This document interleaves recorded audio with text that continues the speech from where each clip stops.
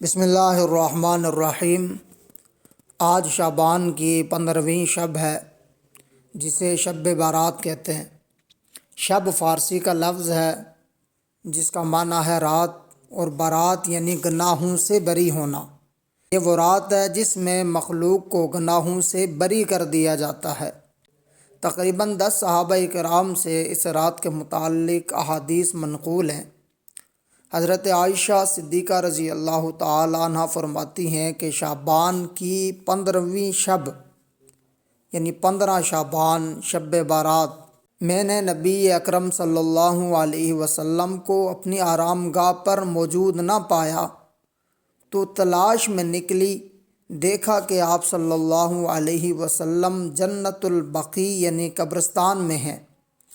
پھر مجھ سے فرمایا کہ آج شعبان کی 15ویں رات ہے، اس رات میں اللہ تعالیٰ آسمان دنیا پر نزول فرماتا ہے اور قبیلہ بنو کلب کی بکریوں کے بالوں کی تعداد سے بھی زیادہ اللہ پاک گناہگاروں کی بخشش فرماتا ہے۔ اب اس روایت میں 2 چیزیں ثابت ہوتی ہیں۔ ایک تو یہ کہ اس رات کی فضیلت یہ ہے کہ قبیلہ بنو کلب کی بکریوں کے بالوں کے برابر لوگوں کی بخشش ہوتی ہے۔ اب یہاں علماء لکھتے ہیں کہ یہ کثرت سے کنایہ ہے، یعنی جس طرح قبیلہ بنو کلب کی بکریوں کے بالوں کو گننا ناممکن ہے، وہ اتنی بڑی تعداد میں وہ بکریاں ہیں اور پھر ان کے بال کتنی بڑی تعداد میں ہوں گے، جس طرح انہیں گننا ناممکن ہے، اسی طرح اس رات میں اتنی بڑی تعداد میں لوگوں کی بخشش ہوتی ہے کہ انہیں بھی گننا ناممکن ہے۔ اللہ جانتے ہیں کہ کتنے لوگوں کی بخشش ہوگی۔ بہرحال اس رات میں بہت بڑی تعداد میں لوگوں کی بخشش ہوتی ہے۔ دوسری چیز اس روایت سے یہ پتہ چلتی ہے کہ آپ صلی اللہ علیہ وسلم جنت البقیع میں تھے، یعنی قبرستان گئے ہیں اس رات میں۔ اور یاد رکھیں کہ نبی اکرم صلی اللہ علیہ وسلم کی ساری حیات مبارکہ میں صرف ایک مرتبہ شب بارات میں جنت البقیع جانا ثابت ہے۔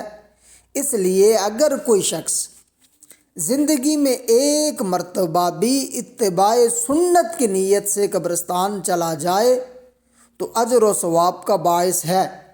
لیکن آج کل جو رسم و رواج شروع ہو چکے ہیں، قبروں پر پھول پھینکے جاتے ہیں، آج کل قبروں پر چادریں چڑھائی جاتی ہیں، وہاں چراغاں کیا جاتا ہے، روشنی کی جاتی ہے، قبرستانوں کو روشن کیا جاتا ہے، قبرستان میں چراغ جلائے جاتے ہیں۔ تو یہ جتنی بھی رسومات ہیں یہ بدعات سے، ان سے بچنے کی ضرورت بھی ہے۔ قبرستان میں جانے کا مقصد یہ ہے، ایک تو مردے کی بخشش کی دعا کی جائے، اور دوسرا یہ کہ وہاں جا کر اپنی آخرت کے بارے میں سوچا جائے، اپنی آخرت کو سامنے رکھا جائے کہ یہ فلاں شخص کل ہمارے ساتھ تھا، آج یہ قبر میں ہے، کل میں نے بھی یہاں آنا ہے۔